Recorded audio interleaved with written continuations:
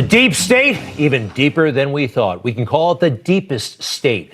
Members of the deep state, the swamp, they're actually out there bragging to members of the media how they thwarted President Trump's agenda, how they tried to prevent him from achieving the promises that he made to all of us, to you, to me. In the deep state, they didn't want those things to happen. Pretty wild. Now, in the swamp, there is a website called Axios, which actually, they get a pretty good scoop every now and then, and the swamp loves talking to these guys. And we're finding out some interesting things about General Milley, chairman of the Joint Chiefs of Staff, that he was out to undermine this president's agenda.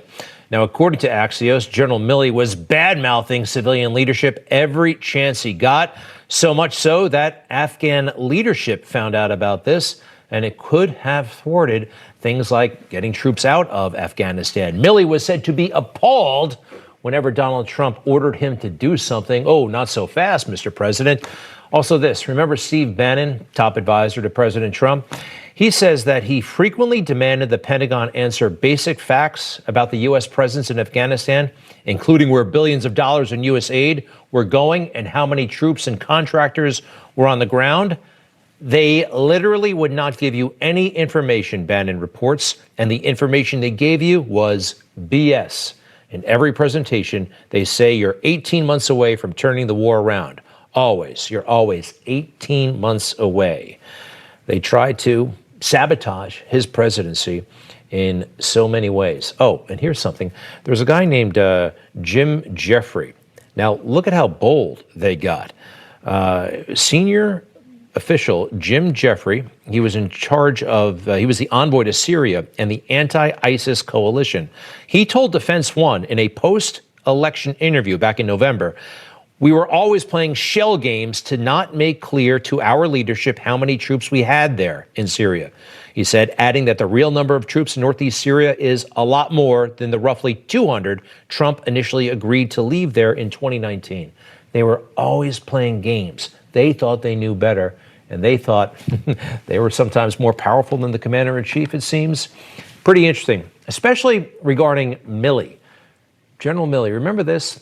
I had suspicions about him for a long time. This is after that big riot across the street from the White House, and National Guard troops were used to clear it. National Guard troops were later desperately requested at the Capitol. Remember that? Anyway, this is a pretty harmless picture, in my opinion. The president, the defense secretary, and General Milley. General Milley needed to signal to the swamp that he wasn't loyal to the president. He should be, no matter who the president is, that he was loyal to the swamp with this ridiculous video.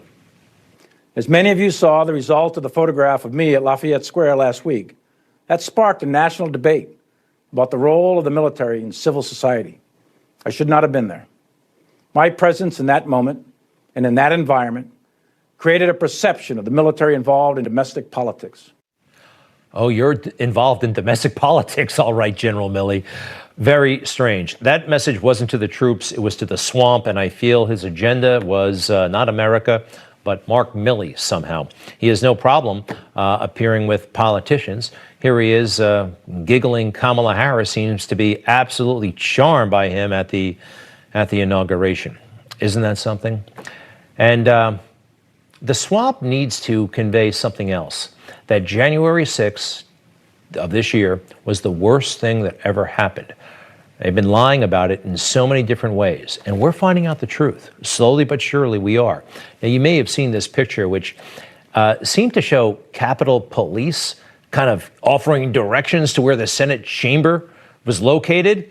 Now we're seeing video that backs this picture up, and the idea that, yes, Capitol Hill Police may have been, some of them, cooperating with these guys. Everybody, listen up. The police here are willing to work with us and cooperate peacefully, like our First Amendment allows. Gather more Americans under the condition that they will come and gather peacefully to discuss what needs to be done to save our country.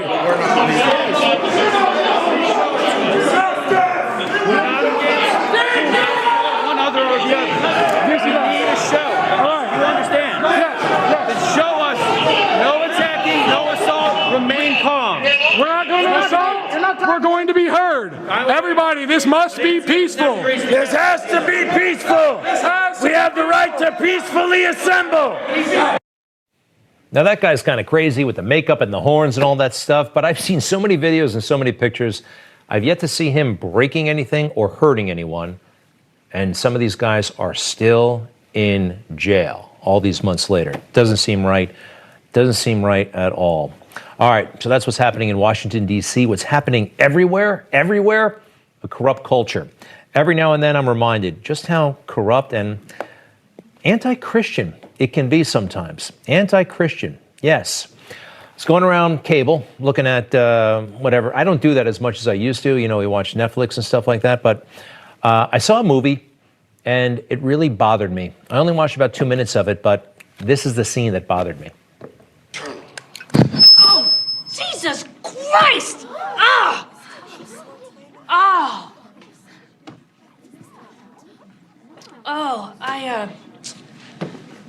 sorry, I had a bite of my bagel and I forgot to pray.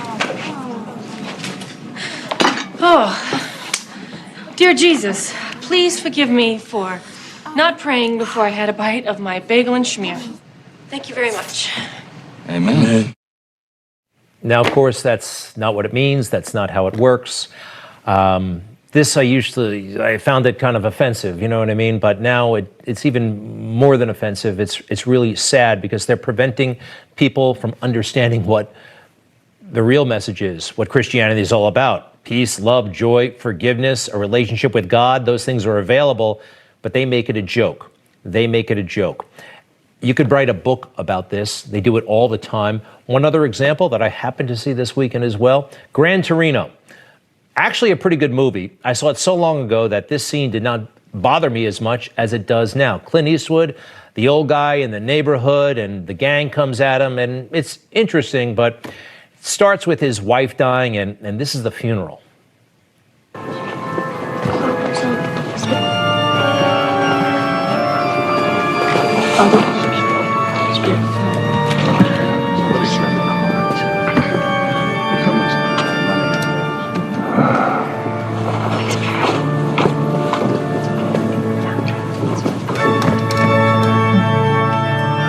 Spectacles, testicles, wallet, and watch.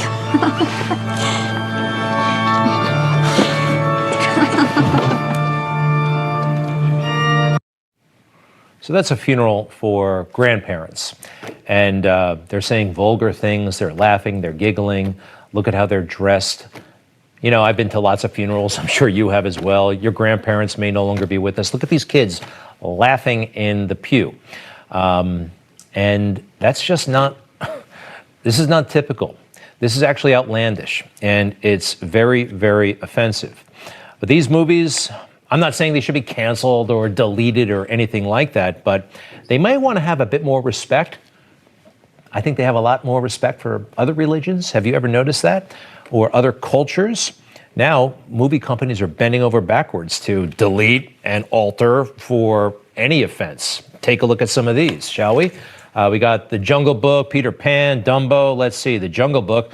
They recently made amends because it perpetuates offensive racist stereotypes of African Americans. Peter Pan portrays stereotypical depictions of Native people as well. Disney, they came out with all of this stuff. Dumbo was considered racist. The Crows, a musical number, pay homage to racist minstrel shows, they now say. None of this stuff was apparent before.